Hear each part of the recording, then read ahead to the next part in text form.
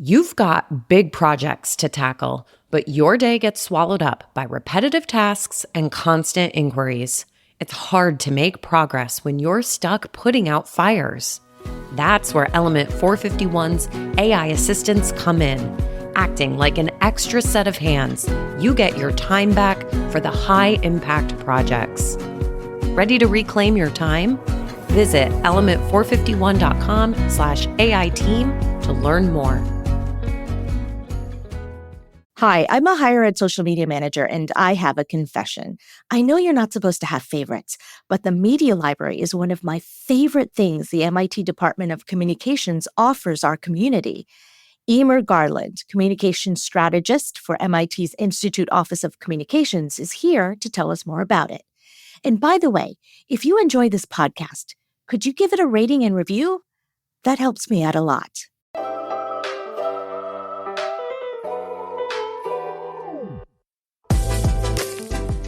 Welcome to Confessions of a Higher Ed Social Media Manager, a podcast that addresses the do's, don'ts, and dynamics of the digital ecosystem specific to higher education.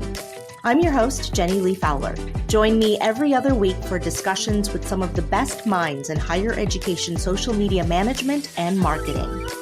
Confessions of a Higher Ed Social Media Manager is a part of the Enrollify Network, a robust collection of podcasts designed to help higher education professionals like you grow. Explore our other shows at enrollify.org or check out some of my personal favorites linked in the show notes below. Enrollify is made possible by Element 451, the leading AI-powered all-in-one student engagement platform helping institutions create meaningful, personalized, and engaging interactions with students. Learn more at element451.com. Emer, my dear friend and colleague, welcome to the podcast. Thank you for having me, Jenny. This is so exciting. I feel great that you invited me to talk about this subject in your podcast. Thank you. Oh, I'm delighted to have you. Emer, you were born and raised in Dublin, Ireland. How did you end up in higher ed in the US? Please do tell us. Yeah, that is a great question. So I was born and raised in Dublin, Ireland. I emigrated here in the 90s, which seems like such a long time ago now. And I worked, before coming into higher ed, I worked a lot in printing, in the printing industry. So that sort of gave me a foundation for communications in general. At the time, printing was the way we all communicated. I had a friend who I worked with at a print company, and she was working at MIT and had wonderful things to say about it. And an opportunity came up, and she encouraged me to apply for a position. And as they say, the rest is history. I just love working here at MIT. And your position has evolved because you actually do a bit of social along with me now. Yeah, absolutely. Yeah, I learn, as you know, Jenny, I learn so much from you every day. I'm being on your social media team. And my sort of delve into social media began, it was probably about 10 years ago. A colleague who I was working at went on an extended vacation overseas, and she needed some coverage while she was away. I had very much had an interest in social media and wanted to learn more about it because I could see how it was going to be a big part of communications. And so I took on the role when she was away. And when she came back, she was putting together a team and asked me if I wanted to continue to work on social media. So that's where I started and how I started in social media. Yeah, and that was my predecessor. So I'm sure she was thrilled to have you. And we should be clear that you are on my team, but we work together. You do not report to me. That is correct. So I don't really have a team. You wear other hats, and I wear many hats. Is one of them, and we are exactly on the same team. Thanks for clarifying, Jenny. Yeah, yes, for sure. But, among those other duties we were just talking about is one that I love is you manage the MIT Media Library. Can you tell us more about that and tell us what that is? Absolutely. Yeah. So the MIT Media Library, we host our media library on Flickr. Okay. And Flickr is basically an image hosting and video hosting service. So we have, at MIT, we love our numbers. We currently have over 3,500 pieces of media on our library and videos, photos, lots of aerial media now, which has become super popular. And I actually just looked up before jumping on our podcast that we have had, which amazes me, we've had over 11 million views of our content since we started our Flickr account, which is now a little over 10 years ago. Wow, that's amazing. Yeah. But the cool thing is that all of those images and drone footage and short videos, they're available to everyone in the Yes. MIT community, right? Can you go into that a little bit more? Absolutely. Yeah. So the media that's in our library is actually only available, is exclusively available to the MIT community, faculty, staff, students to use in any of their marketing communications. Yeah. So when did that need come about? Like, when did you recognize that people needed images? Yeah, absolutely. Yeah. So it probably was about 10, 11 years ago.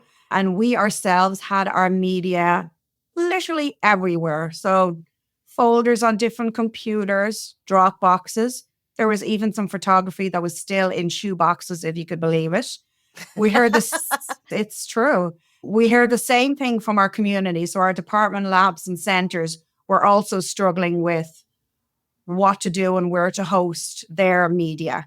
So when we embarked on figuring out what our solution was going to be, we looked at a few different places and we wanted to see, first of all, where the MIT community was. The community was, for the most part, on Flickr.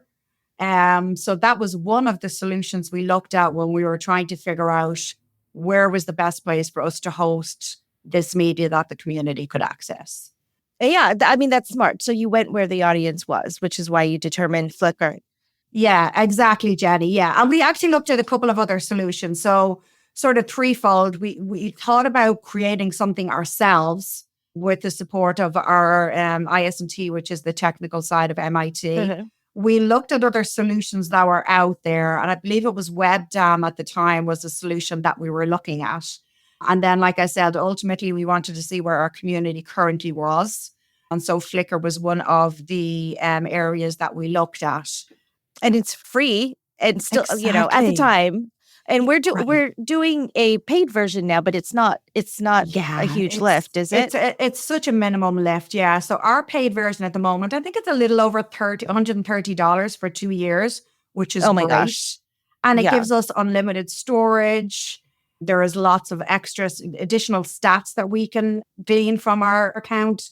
And I would say generally out there, digital asset management systems, they can run anything from about 70 to 450 a month. Right. So this just seemed at the time to be the best solution for both us and our community. And one of the biggest challenges, just circling back to that need, is that one of the biggest challenges I think a lot of smaller departments, labs, and centers have is that they don't have a budget, right, for photography or videographers. Yeah, that is correct, Jenny. Yeah. So hiring a photographer, videographer for us can be expensive. Yeah. And a lot of our department labs and centers, like you said, they just don't have the budget. So we wanted to provide them with media that they could use within their communications and that they could also use in addition to their own media. So most of what we have in our libraries on the Flickr account, it's general photography. So it's media that they can use in support of what they already have. We have media depicting everything from student life, culture, classrooms, we see lab activities, lots of campus buildings, seasonal shots. And then we have some like visual elements, textures, and abstracts that people can use as well. And, I love it because we use the images for social media a lot, but including that, people use them for like their websites, right? And and they're still, if some people still have print publications. So can you go into like how many different ways that our community uses them? Absolutely. Yeah. So people use them in their social media, any of their digital asset management, newsletters perhaps that they would send out to their community, websites, pretty much anything. that they do to communicate with their audiences. And that's audiences both external and internal. As I mentioned, we have a lot of video clips, B-roll that people can take from the Flickr library and use it to support other material that they might want to create themselves.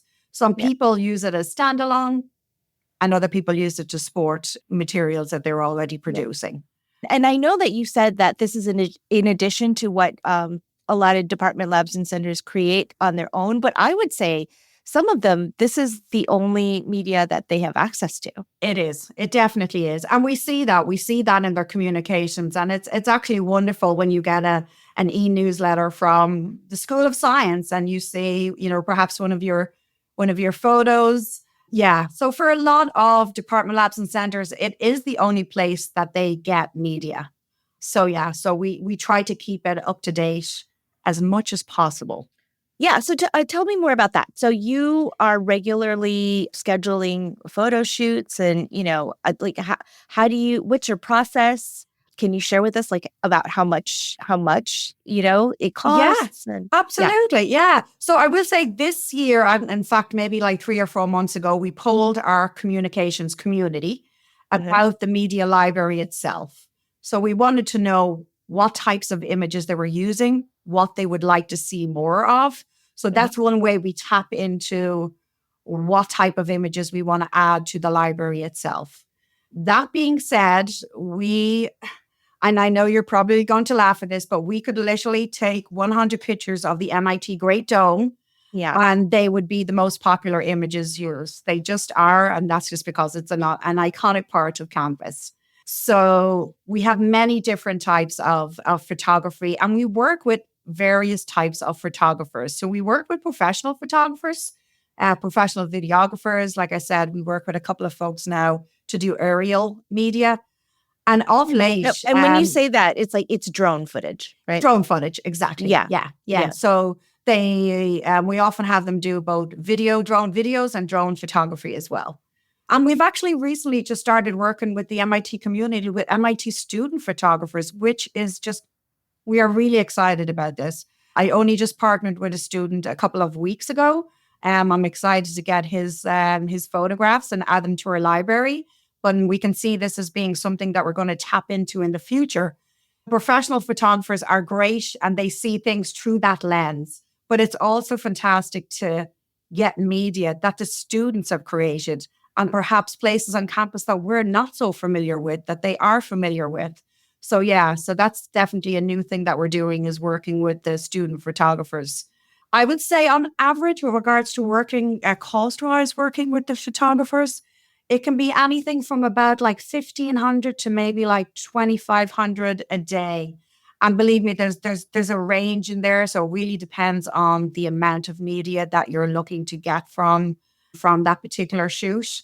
And for the most part, that includes post-production as well. Okay.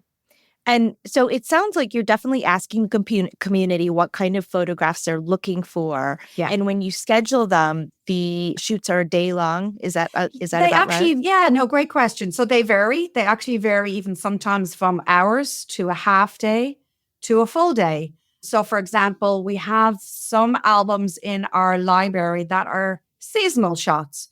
So we might often hire a photographer to go out, and the campus is looking beautiful and rich at this time of year with all these gorgeous golden colors. We'll have a photographer go out for maybe a couple of hours and take photos.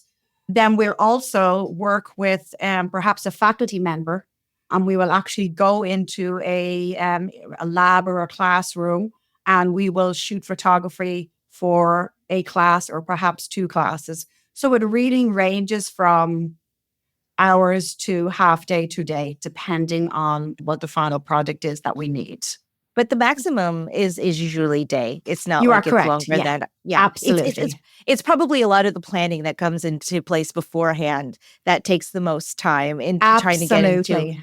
That is correct. So what's your process in getting approvals? Like, do you have them sign something, or how does that work? Yeah. So anyone that is in a photograph in our library, outside of, I'm going to say, albums like maybe MIT Commencement, because that is just a campus-wide event.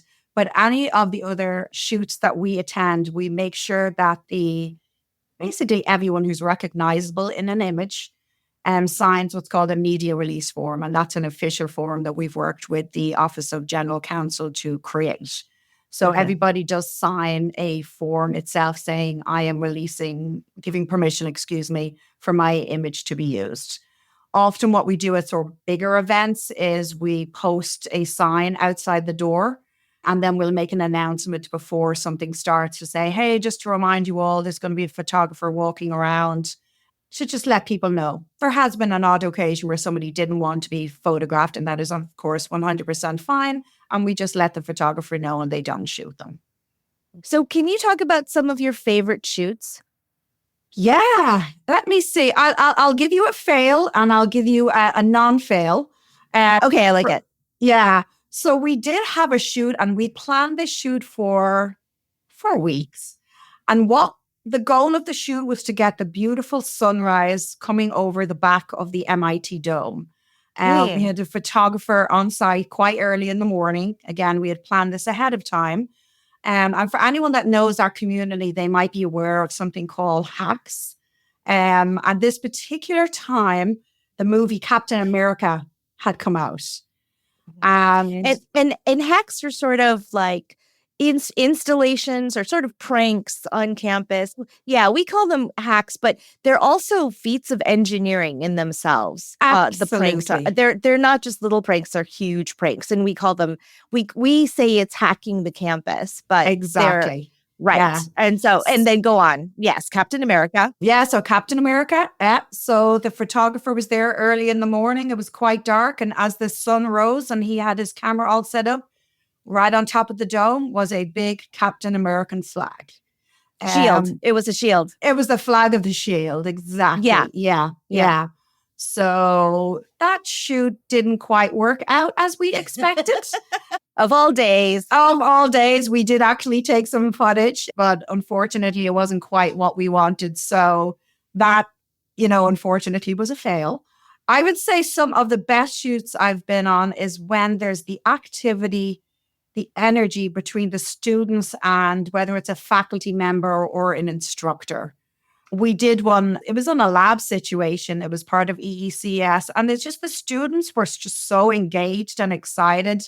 And just to capture those expressions on the faces of the students and the faculty members interacting, it was great. There's quite a few shoots like that, and that I get very excited about. And I love to see those type of interactions, and then obviously see the result when the photography comes through. Amazing. And EECS is electrical engineering and computer science, correct? Correct. Yes, we do love our acronyms at MIT. Yes, and I apologize. No, I think I'm catching them. So no worries there. So if there's anyone who's wanting to start a library, where would you recommend they start? Right? Yeah. What kind of images should they consider? Sorry. Go ahead. Yeah. I mean, I think with regard to the platform, again, like anything, it's to do the research, right? To see what platforms are available. Obviously, some are free, some are not free. Sort of where is your budget and what will match that budget? Again, I do think it's really important to think about where your community already is. That might be the best place to go. And yeah, we are currently on Flickr, and we really do think Flickr is a great platform for us. And whether we'll continue on that platform, we will see what happens. We never like to say we found the right solution and just stick with it. Mm-hmm. We all know communications in particular, is constantly changing. And so there might be another digital asset management system that might be better for us down the road. Mm-hmm. So I would say do your research, ask the questions from your community, think about sort of what your budget is. Also think about, what is your time management? Some of these platforms can take more time to manage. So what is your bandwidth? So sort of thinking about all of those areas before you make a decision. Yeah. You bring up some good points. Can you talk a little bit more about how you do manage Flickr? Like, how do you keep it within the MIT community? You add them as friends, right? Like, talk about So because we have the pro version of Flickr, we can actually set limits on who can download our media. So what happens with our community is anybody who wants to download our media creates their own Flickr account and we connect with them as Flickr friends. Okay. And that gives them access to download any of the media. And as I mentioned before, the media is exclusively available to the MIT community. They contact you and say, can you add me? Exactly. We have a process where they contact us. We validate that they're from MIT. We let them know how to actually create a Flickr account themselves if they haven't got one. And then we connect with them online. And again, that gives them access to download any of the media. And when you're uploading images, like, Yeah. can you give us an idea of like how long it takes and what's your Yeah, great process? Like, what question. do you do? What do you add? You know? Yeah. No, that's a great question. I have to say, I love Flickr for this because they have what's called a batch upload. So you literally can upload all of your media. You can batch apply tags. You can also batch apply descriptions. So you can do a lot of things sort of globally with, say, 100 or 200 images. And then you have to go into each individual one and add unique tags, perhaps, and a unique location, a unique description, all text. So at the time, post a photo shoot, there is a lot of work involved. And depending on the amount of images, it can take a little bit of time.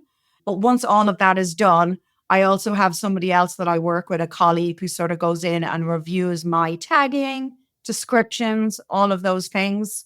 And then we send out an announcement to our communications community.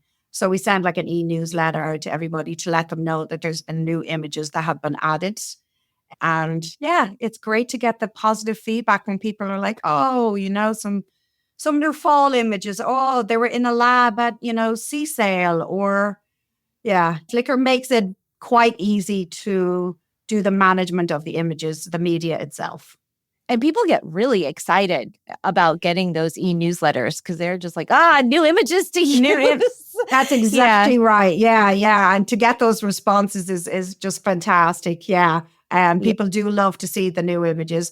We also keep the old images, we've sort of gone back and forth on this a little bit. Like, do we really want to keep, dome images or lab images from like 10 years ago? But I think it's really important to people to see how things have changed. And, with social media, as you know, Jenny, we've got Flashback Friday and Throwback Thursday. And it's a way of people to sort of bring more of this content and show their audience what MIT may have been like, say, 10 years ago or even more than that. Yeah, I love historic photos. I think historic photos are really, really cool. So overall, because I know that you have a lot of different responsibilities, the media library, about how much of a percentage of your position do you think that takes? Yeah. Managing and organizing the shoots themselves, that can take a lot of time, right? There's a lot of logistics involved. With regards to percentage of what I do, I mean, it could be about like 30%. So it could be, yeah. It could be, I'd say it's around 30%. Yeah, if I had to guess. Okay.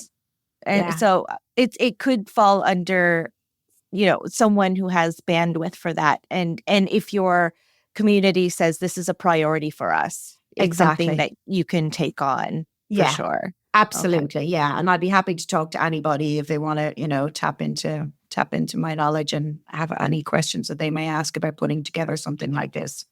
Oh, lovely. Of course you would. And but speaking about that, what kind of, if someone was like, okay, we do want to start, what kind of images would you recommend they start with? Probably campus photos and what are some of the base images? I would just say, again, the base images, I think, are a lot of what people use. It's the campus images, right? It's the seasonal images. It's sort of showing the quirky side of MIT, the things that people might not be aware of. So it's really culture.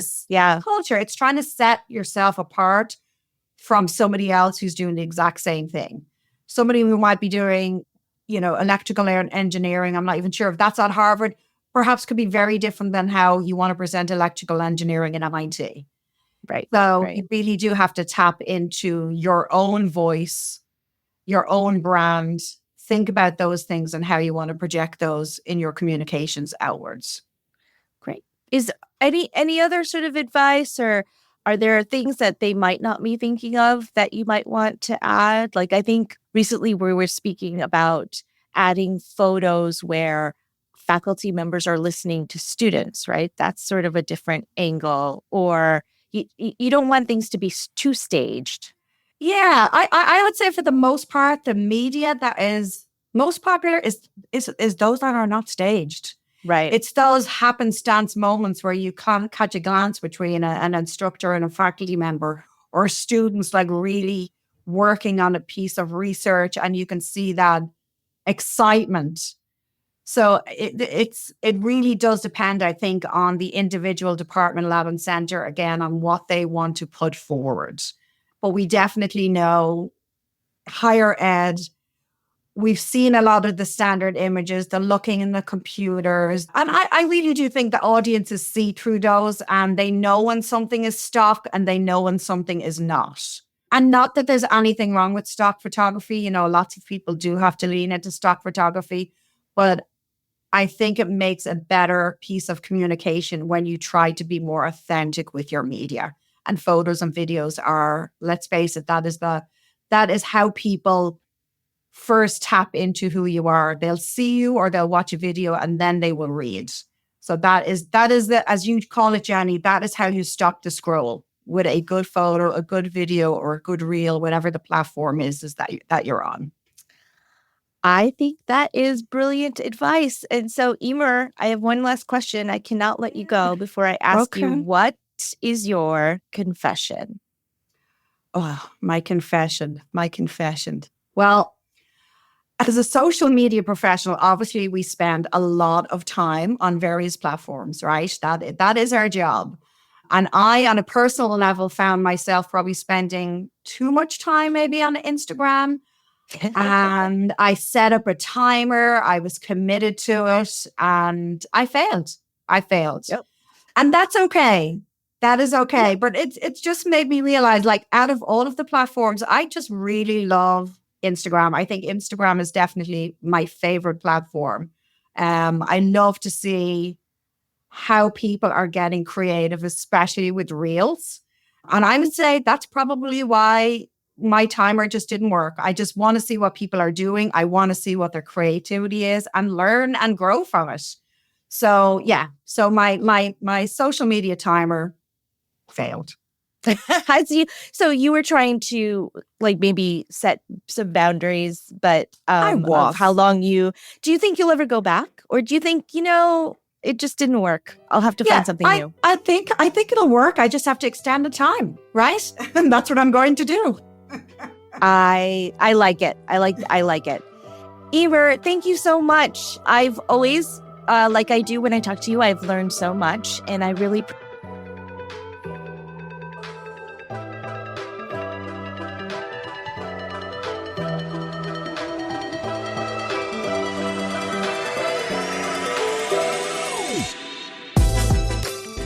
Confessions of a Higher Ed Social Media Manager is part of the Enrollify podcast network. If you like this podcast, chances are you'll like other Enrollify shows too. Our podcast network is growing by the month, and we've got a plethora of marketing, enrollment, and higher ed technology shows that are jam-packed with stories, ideas, and frameworks, all designed to empower you to be a better higher ed professional. Our shows help higher ed marketers and admissions professionals find their next big idea and feature a selection of the industry's best as your hosts. Learn from Jamie Hunt, Allison Tercio, Mallory Wilsey, and so many others of your favorite leaders in higher ed. Enrollify is made possible by Element 451, the leading AI-powered all-in-one student engagement platform, helping institutions create meaningful, personalized, and engaging interactions with students. Learn more at element451.com.